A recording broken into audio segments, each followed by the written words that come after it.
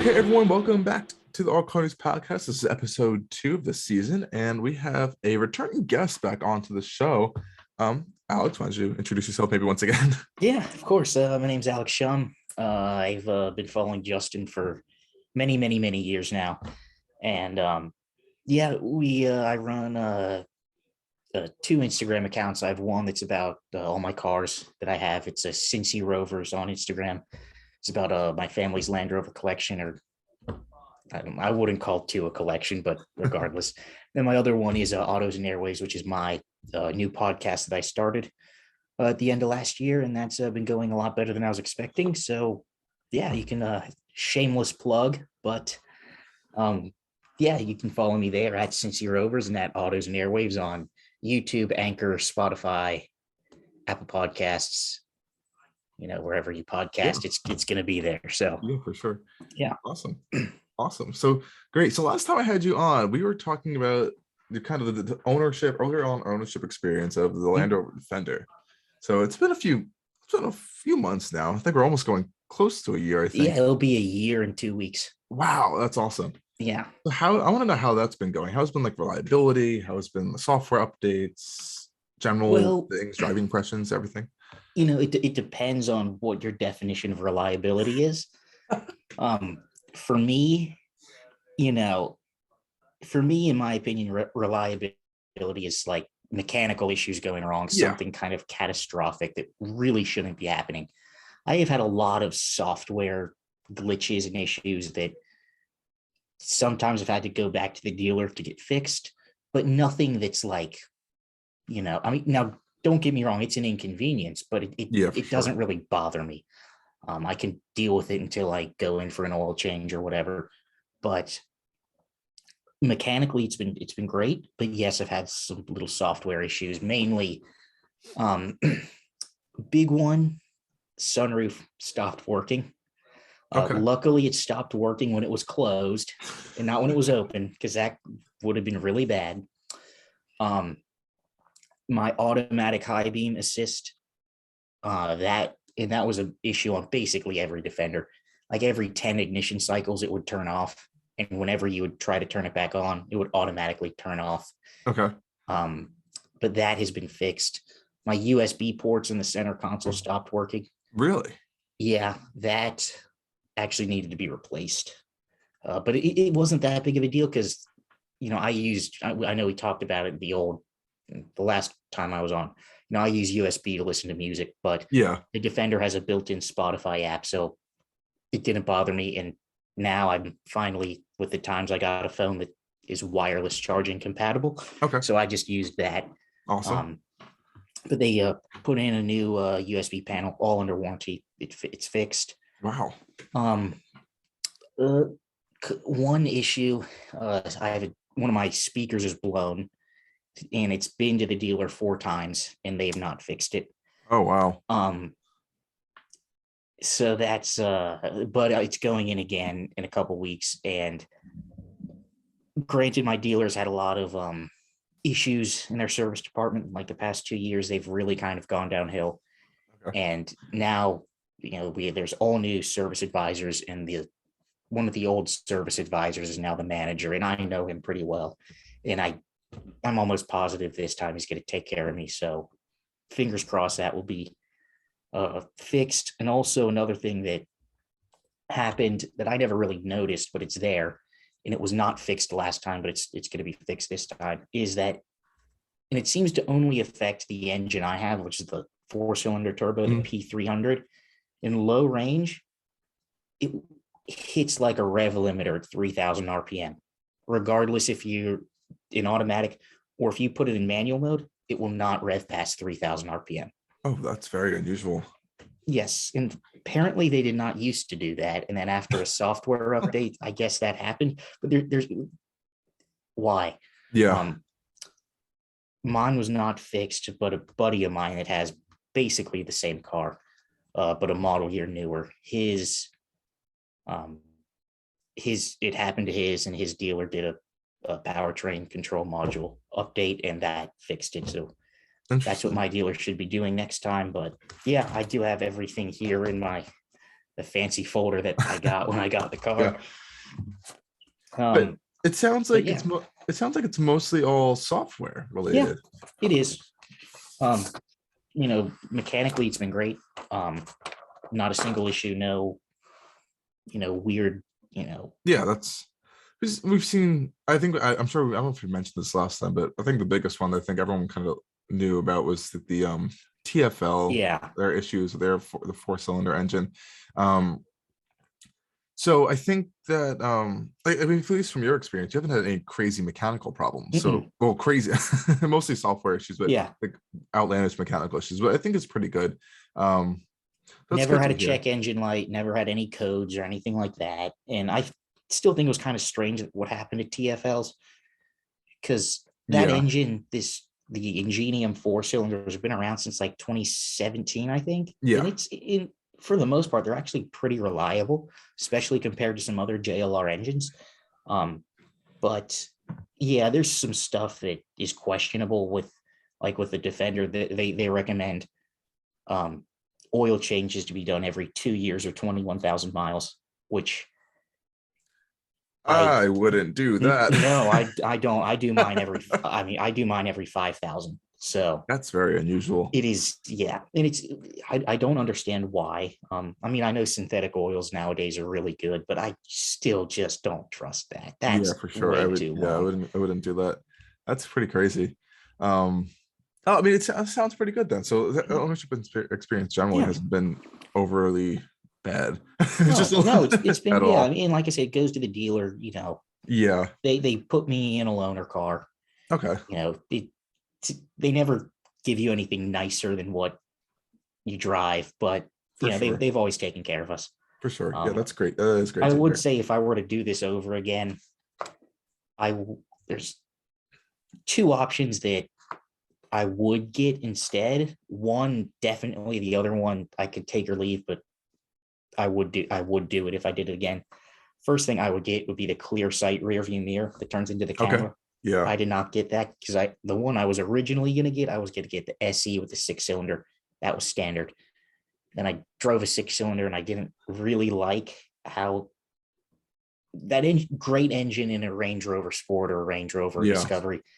I don't think it fit the Defender's characteristics that well. It was a little, and it's weird because when you put your foot down, nothing happens until 1,500 RPM, and then it's just a wave of torque all the way to red line, which is weird because it's a mild hybrid. Yeah, it does have that mild hybrid system. But it's not like the Mercedes EQ or the Stellantis e-torque. It doesn't.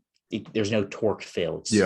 I don't. They should do that, but I decided, I'd rather have a little bit of turbo lag instead of literally nothing under 1,500 RPM. Yeah. So I went with that, and when I was, ticking all the boxes option boxes, I just overlooked the clear sight mirror because I forgot that, it was standard on the SE, but it wasn't on the S, and I didn't get it. And although I'm used to it now, that tire takes up a lot of room. The rear window is pretty small. Blind spots, visibility is great front and sides, but back, not so much. And I recently had a loaner Discovery Sport that had the clear sight, and I was like, oh man. And I don't like those in GM cars because it makes me feel sick. But in the JLR stuff, it didn't. Interesting. But interesting. Yeah, and the other thing I would get, but not as important, heads-up display. I had that in my last Disco Sport rental car, and it was really, it had everything in there. It was obviously speed, your adaptive cruise or lane keep assist, media, it showed a speed limit in there, all at once, which was kind of cool. Interesting.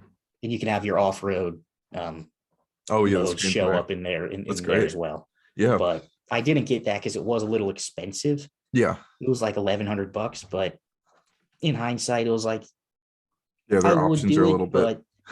But that was one of their more expensive options because I have my build sheet here. Most of the options were pretty reasonable. The off-road pack with the rear e-diff, off-road tires, and the 110 volt power out, it was $1,500. Okay. The most expensive option on my car was actually the sunroof.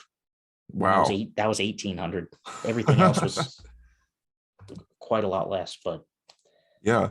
So, and I've seen a lot of those accessory options are also, they add on a lot, I think. oh yeah, the Yeah, for accessory sure. packs are very expensive. Yeah. Very expensive. But so the Defender, I mean, I think for Land Rover, and right now, I think it's a huge success. A lot Oh of people are yeah, like, you'd see in the media, like, oh, it's not the old Defender, oh, it's not this, but it's still, it's no, pretty capable. It's been a huge, I think, sales success. it They have has. the V8 version that just came out, right? Hmm. I think it's pretty expensive. I didn't realize how expensive it was actually going to come out in. Yeah, they are. But I think those might be pretty successful, and not just only with the V8, but also I think it's the last one that's really going to have that 5 liter. Now the new ones, the Range Rovers, are moving to the BMW engines. Yeah, It's interesting. yeah. I'm not a big fan of this. It's mainly that I like BMW engines, but was that the N63? I Yeah, think that's those have a not a lot of good issues. engine. A They lot of do. issues. I have a neighbor that leased a 7 Series a couple years ago, the current 7 Series, and it needed a new engine at 40,000 miles. Yeah, yeah. I've seen. I was just watching an engine rebuild teardown Yeah, story or something last night. It was just, it's a brand new car. All of these issues. It was really unfortunate. So I I hope it mean, doesn't carry over yeah, the Range Rovers as well, which I don't think they need no, in they terms of don't. like issues. I mean, if I got the new Range Rover, I get the base model with the 6-cylinder Oh, the mild P400 hybrid. engine. Yeah, Like I said, I didn't like it in the Defender, but in the Range Rover, it would actually be a very good engine. yeah. Well, we know there's going to be an electric version coming with that Yep. soon. Yeah. And I don't think they're going to be making an electric Defender per se, but we do know there's that big one coming, right? Yeah, The the 130. That 130. should be out pretty. I mean, they. So when all this stuff got leaked, there was like a dealer I don't know if it was to the dealers but it was a company brief that got leaked in the summer of 19 before the car was revealed. They said 110 was first, and then the 90, and Yeah, then the 130 would be out for the 22 model year. But obviously, coronavirus changed all of that. Because the 130 was supposed to be out by now, but it's not. It hasn't even been yeah, revealed yet. But I would say that's probably going to be revealed within the next 3 to 6 months, yeah, and it'll be on definitely. sale by the end of the year. What And do then, you think that's really going to compete with? Because it's a big, long 7 passenger. Um, I would even call it off road at that point. I mean, I'm sure it'll have all the yeah, off road capability, but it's gonna be huge. Like, would you consider it maybe with like the Wagoneer or the Grand Wagoneer, or I can't I really would think of anything say else. you probably could, but I'm going to say that the Grand Wagoneer is a more luxurious vehicle than the Yeah, for Defender sure. by honestly by quite a bit. I was very impressed with how nice that was. Um, in some ways, it kind of competes with the Discovery, even though the Discovery's smaller, it still has that massive third row. Yeah, And the Defender is going to have, it's going to be an 8-passenger. Um, but the thing with that is it's still going to be the same wheelbase as the 110. There's just it's just more room on the extended. back. I think that's the looks we've seen like some It spy shots and things looks, already. It's I don't, weird. yeah, the proportions are just off. Yeah, it's almost like a hunchback a little bit with like really a long Yeah. extended rear I end. did notice in a spot, one of the spy shots, there's going to be a separate sunroof just for the Oh, third for the rear row. passengers. Yeah. I'm very curious to see how they're going to price that, because the Defenders, Yeah. they're already starting a little bit up there. And once you start like on options, it picks up quickly. I And wouldn't be surprised they if got more it's, expensive in the past. I yeah, mean, when they came out, they started it like the 90 was like 46. And granted, I mean, most people that are buying Wranglers are in the mid to high 50s. And yes, yeah. most people getting Defenders. I mean, mine's a lower end model. So mine was in the low 60s. But if I I feel bought a Jeep Wrangler, it was actually more money than my Defender. If I bought a Bronco, it also oh, actually would have for been more sure, money right than now, the yeah. Defender. But yeah, I have a feeling that's probably going to, I don't know. My guess it's probably going to start in the mid 60s to low 70s. That's just a guess. I don't know yet, but Yeah, I could we'll definitely see see. that. And that's why I was kind of thinking, oh, it might be around the Wagoneer, not necessarily the Grand Yeah. Wagoneer range. But even then, the Wagoneer is not even that big. I know it is. I think it's able to seat 7 passengers at least, but Yeah. it should be very interested to see how this is going to work out for them. And just JLR in general right now is, I'm not sure what's going on. They really, Jaguar's a little bit in like a bit of limbo state, I think. Yeah, Right. they are. And I know we And talked about that last time with this whole EV push yeah, going way up market.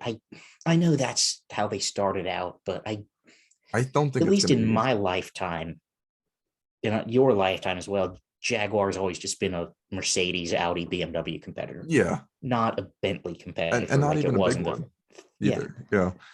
So with the new CEO or whoever's in charge now, they're just, Thierry Ballor, yeah. the French guy that has a really hard name to pronounce. That I don't yeah, know what this decision they're really thinking of. They're saying that the cheapest model might be around like $100,000. Like I think that's for Jaguar, like for the reputation and for I think how most of the market perceives them. I don't think that's a good idea at all. I don't think no. anyone really does. And the thing is, at least here in a lot of people think Jaguar's like an old person's car Yeah, for because sure. for a long time it was. And starting with the XF and XK and XF, the second gen XK, so late 2000s until now, I mean, all the stuff they've been coming out has been fantastic. I mean, some of the interiors, like the XC interior at first was not, it was Yeah. fine, but not great. But they drove better than BMW, Audi, Mercedes. They spent money developing cars that were really fun to drive. And they're priced really well. And you get a much better warranty with Jaguar. You get a 5-year, 60,000-mile warranty compared to Land Rover's 4-year, 50. And with Jaguar, all of your maintenance is included. That's Land great. Rover, it's Yeah. not. Okay. Um, Interesting. but yeah, But I don't know what they're up to. yeah, they're in a weird state right now because they kind of got rid of the XE. We have the XF and it's only in a 4-cylinder layout now. Of course the F pace and the E pace, I think they're still pretty well for them. That's pretty Yeah, much all they have. F Paces with that update last year Oh, I think improved it a it's lot. probably one of the best SUVs I think you could probably get in terms of just that interior is incredible. Yeah, It's a really great update, and the F type's hanging on. We have the yeah, I pace, which is it was impressive that it came out so early yeah. for an EV, but I think now it's Now it's just so starting to fall outdated. behind. Yeah, it's Yeah, when very it came outdated. out, it was incredibly good. Now it's just like everyone else has gotten better. Yeah, for Um, sure. So but I will say, kind of real quick, going back to the F Pace, yeah, it also got a lot more expensive with really. this. With yeah, um, but it also doesn't. It's not. It still drives very well. It's still very fun to drive, but it's not as sharp as it was before. Now I've not driven the new SVR. I'm just basing this on the 6-cylinder one that I Yeah, drove compared to the old 6-cylinder one. They made it a little bit more comfortable, a little bit more grown up, which I think is probably what people wanted.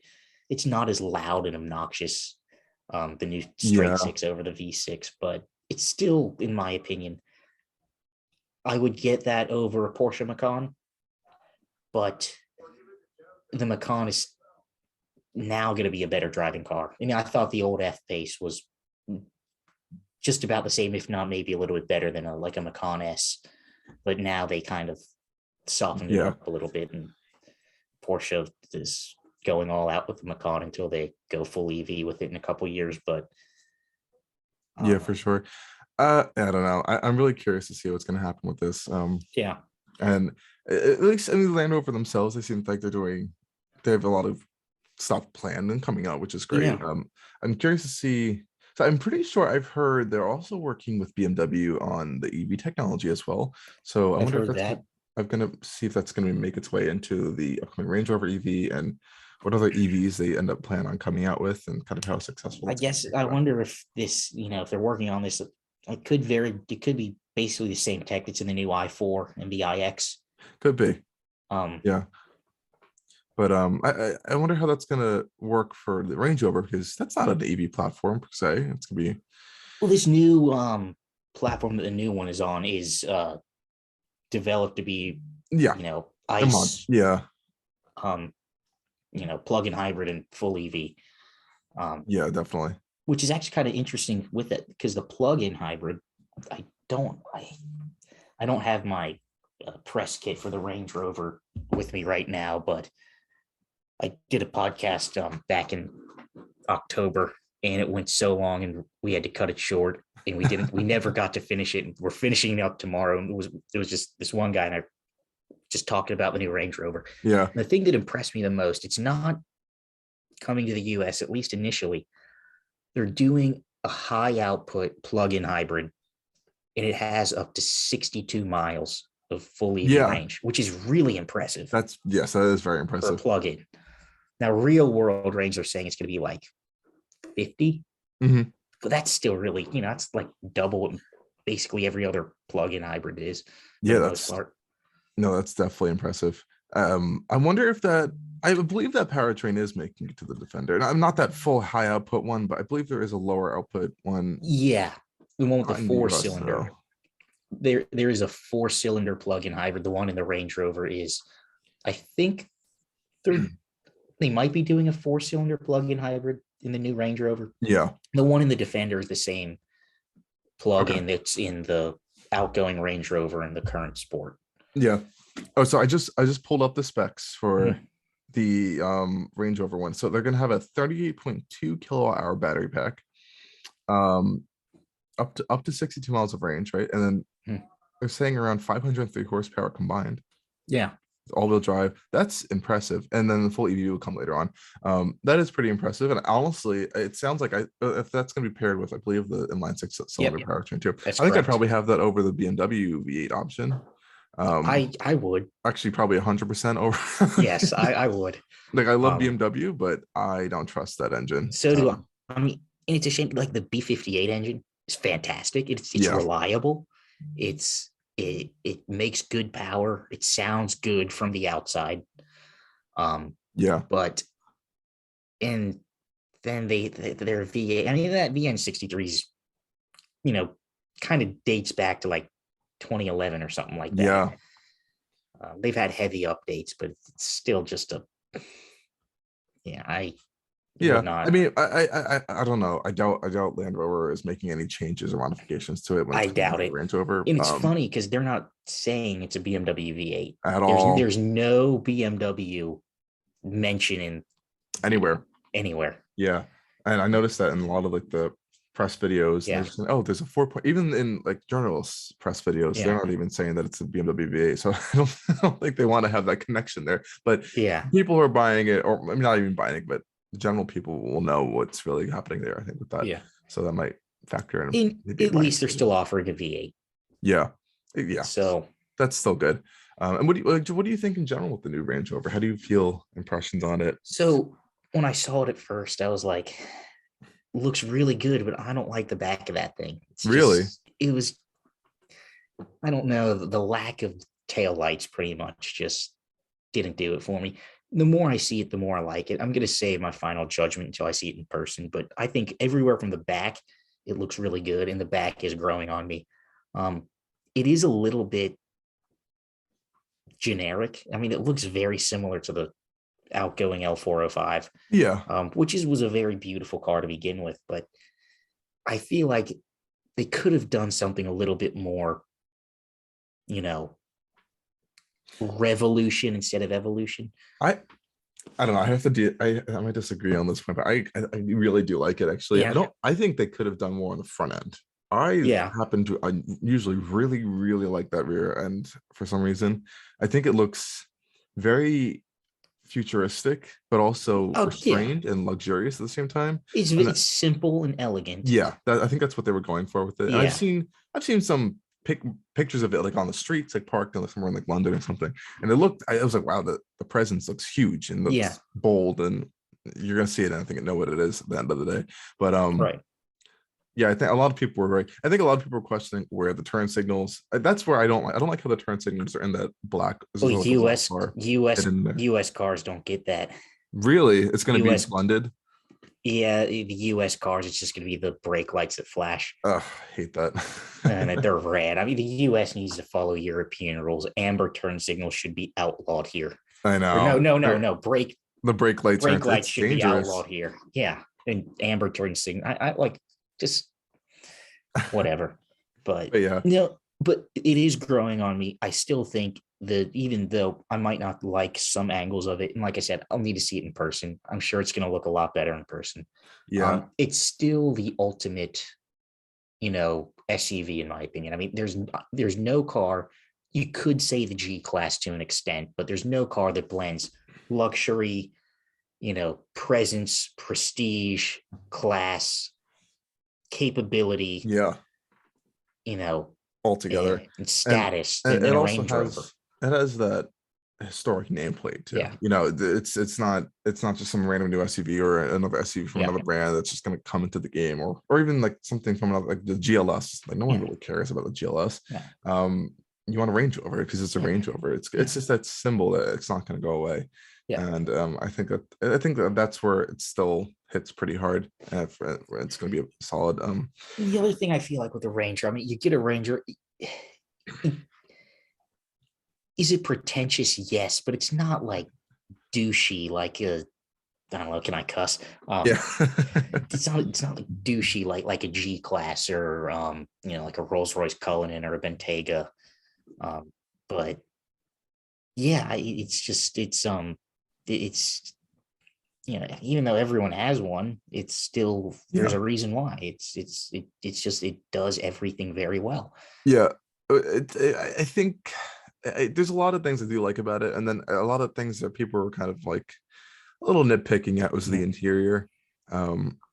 It I think from photos it appeared parts binny. But I've seen more like video, kind of different angles, and it looks very high end. Sort of the screen's probably the same one that they're using in the other products, and it's the same. It's actually quite a bit bigger. Really, it's like, a little bit bigger. 2 inches bigger than the one that you get in the like the one I have in my Defender is a 10-inch screen. Yeah. And for 22, they made the big one is an option, and now for 23, you can only get the big screen. Yeah. So that's an 11.4-inch screen. The new Range Rover is like 13 point something inch screen, and also the gauge cluster in the Range Rover is bigger because every car, I don't know why, every digital gauge cluster is like it's 12.3 inches. It's the standard for it's the pretty industry. standard size. It's either that or smaller, but this Ranger, it's like that also I think is like 13 or 14 inches. It's got a bigger gauge cluster too.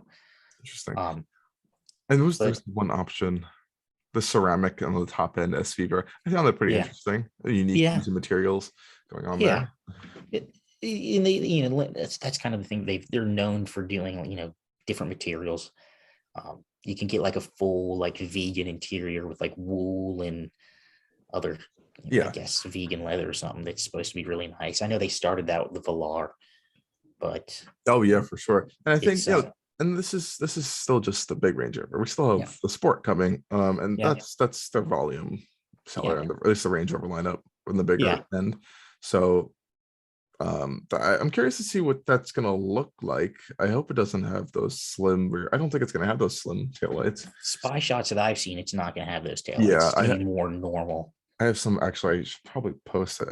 I haven't done that in a while, but someone sent me some over from Dubai. They saw it driving around. So yeah, it didn't look like it had those slim taillights, but that's probably going to get the BMW V as well. I'll probably get the same powertrains.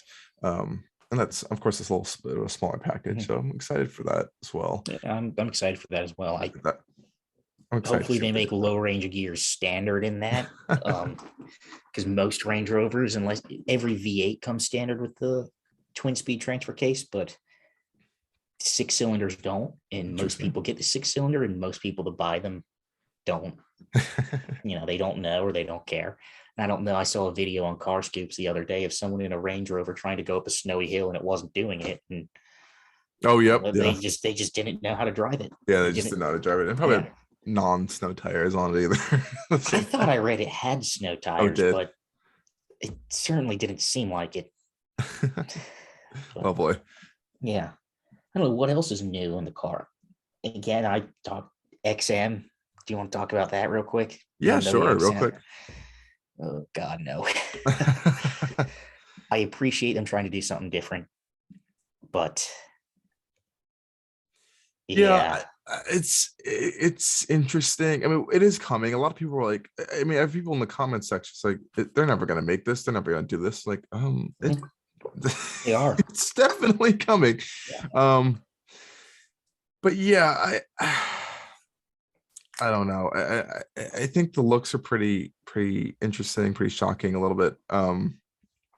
Yeah. I think the from what we've seen from the spy shots, that it's not as polarizing as a concept. And of course, I'm just curious to see how the split taillight design is actually going to be implemented into a production aspect, because we've only seen it in like renderings, and it'll look pretty bad.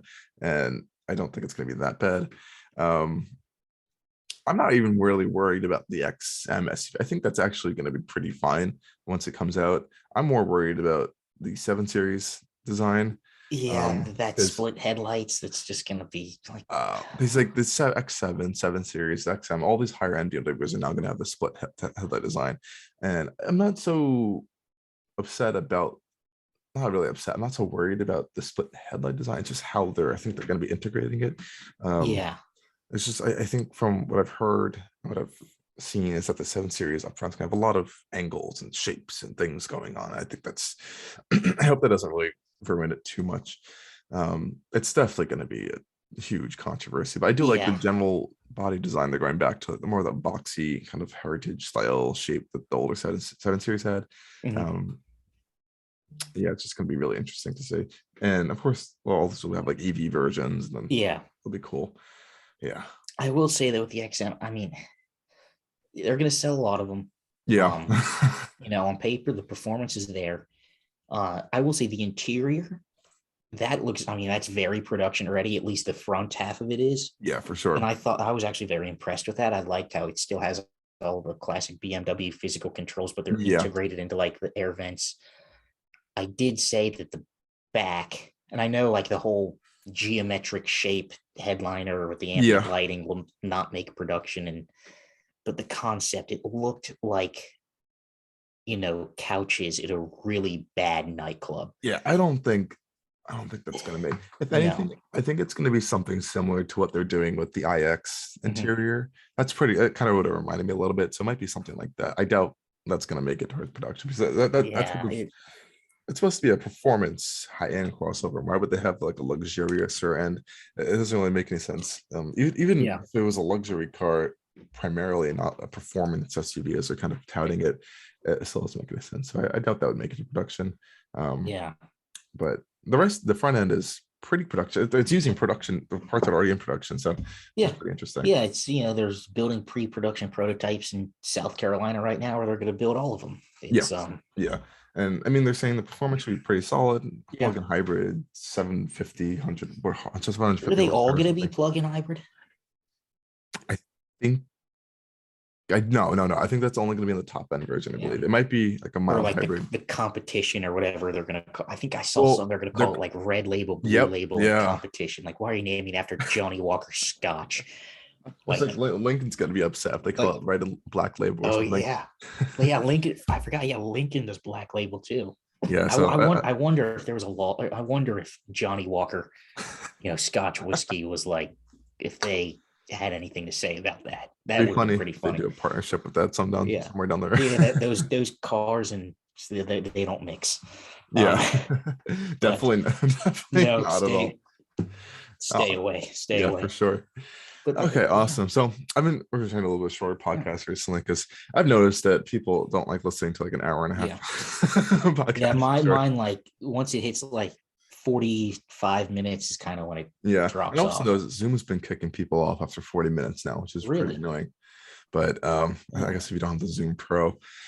But thank you again for coming back on and sharing your experiences with the Defender again. It's always great to hear. I think people really enjoy hearing stuff about that, as well as some firsthand kind of ownership experiences. And I hope your podcast keeps doing some great stuff as well. I will have to have you on soon for sure. This season. I recorded my first one yesterday. It's going to go up, and probably I have it set for next week, but I'm probably going to push it back until the week after, but just soon. That'd be great. Record with. But yeah, Justin, again, thank you so much. Great, no problem. Happy New Year, and can't wait to see what the auto world has in store this year. It'll be fun. Definitely. It's just starting. A lot of exciting stuff coming definitely this year. So thank you guys for tuning in again on the Allcarnews Podcast, and stay tuned for a lot more episodes coming this season with some awesome guests coming down the road. And thank you for coming on. Have a great day. Of course. Thank you. Cheers.